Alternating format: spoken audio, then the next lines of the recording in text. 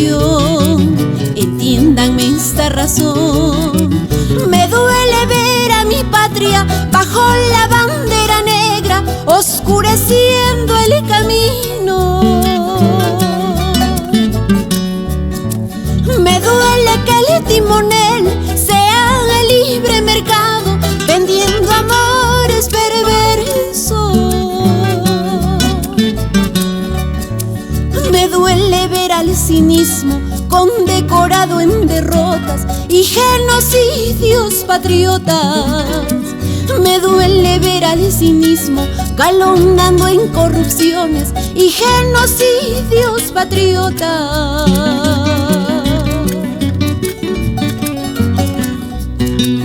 Escúchenme esta canción, entiéndanme esta razón. Me duele ver en la tele la vanidad y la farsa dominando a la razón. Me duele ver en las calles todas las marcas del mundo, Made in Perú, solo el hambre. Me duele la indiferencia, me duele la infancia herida y la paloma sangrante. Me duele el servilismo, me duele el silencio abyecto y la paloma sangrante.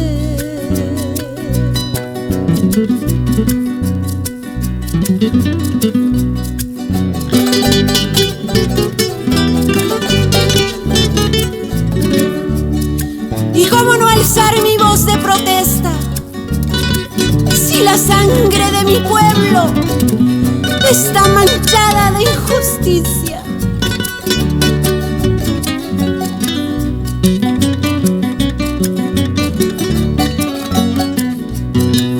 Me duele la oscuridad que recorre mi país, que lo bueno de lo malo solo se ve en la piel, en la ropa o en el dejo.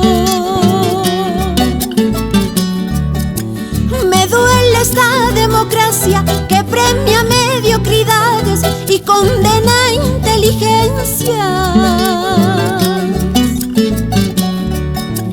Duele la cómplice mano contraria a la solidaria, tejiendo impunidades.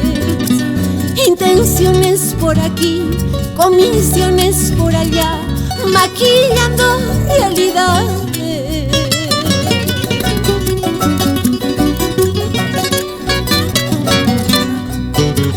Pero no todo es dolor y vergüenza en mi patria, escúchenme esta canción. Pero no todo es dolor y vergüenza en mi patria, entiéndanme esta razón.